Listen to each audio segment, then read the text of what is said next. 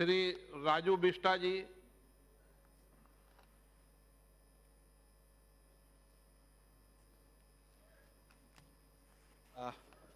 धन्यवाद अध्यक्ष जी।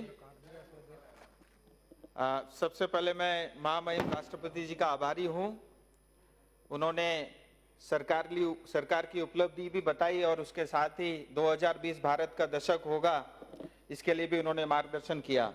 मोदी जी और नरेंद्र भाई मोदी जी और अमित शाह जी के लीडरशिप में बहुत सारे जो देश में इश्यूज चल रहे थे पुराने, वो सब जो है एक एक करके हल हुए, चाहे वो 370 हो, 35A हो, ट्रिपल तलाक हो, बोरो का इश्यूज हो, ब्रू रियांग की समस्या हो और राम मंदिर ही क्यों ना हो।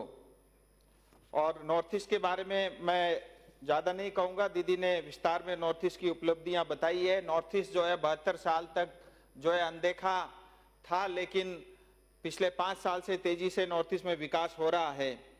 टीएमसी की हमारी एक साथी ने कहा कि वो वहाँ के गार्जियन है और डेमोक्रेसी देश के जो है रक्षक हैं, तो 2-4 प्रश्न मेरे उनके लिए थे कि देखिए बंगाल में आज रोज जो है वहाँ पे डेमोक्रेसी की हत्या होती है और जो महामहिम गवर्नर साहब है उनकी रोज अपमान होती है, महिलाओं के ऊपर में रोज अत्याचार हो रहा है, पुलिस का जो है एट्रोसिटी है, पॉलिटिकल मर्डर हो रहे हैं, 25,000 लोग घर से बाहर रहने को मजबूर है।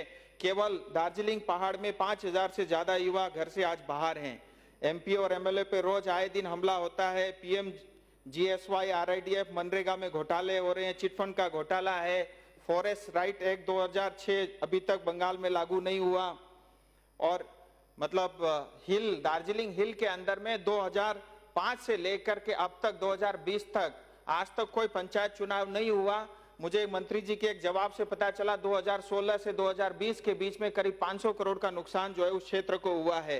म्युनिसिपैलिटी और कॉरपोरेशन जो है ब्यूरोक्रेट के थ्रू चलाया जा रहा है और जो चाय बगान, सिंखोना बगान में काम करने वाले मजदूर जो है उनको आज तक लैंड राइट और प्रजापट्टा नहीं मिला। सीए का जो है लगातार नेगेटिव जो है प्रचार वहां पे हो रहा है और आए दिन हमको सेक्युलरिज्म के बारे में पाठ पढ़ाया जाता है।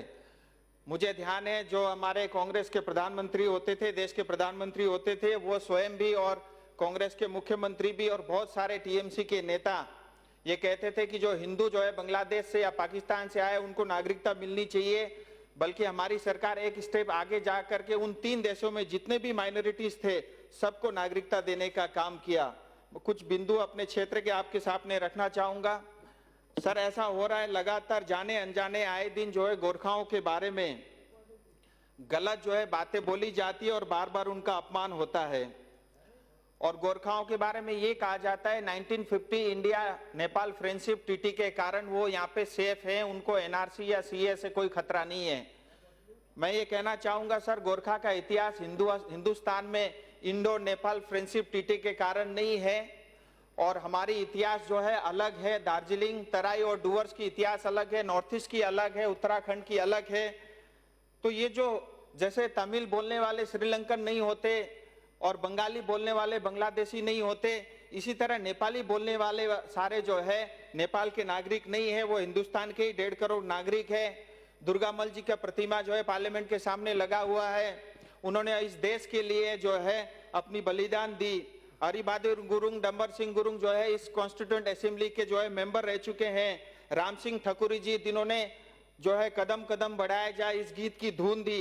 ऐसे अनजान कितने जो है हजारों जो है लोगों ने इस देश के लिए जो है आज तक जो है बलिदान देते आए हैं। अतः मैं एक बार पुनः दोहराना चाहूंगा, 1941 तक जो है गोरखा हिल ट्राइब के नाते जाने जाते थे, आज वो उनका वो अधिकार छीना गया है। मैं चाहता हूं आपके माध्यम से उनको पुनः जो है ये ट्राइबल स्टेटस का जो है वो मिले।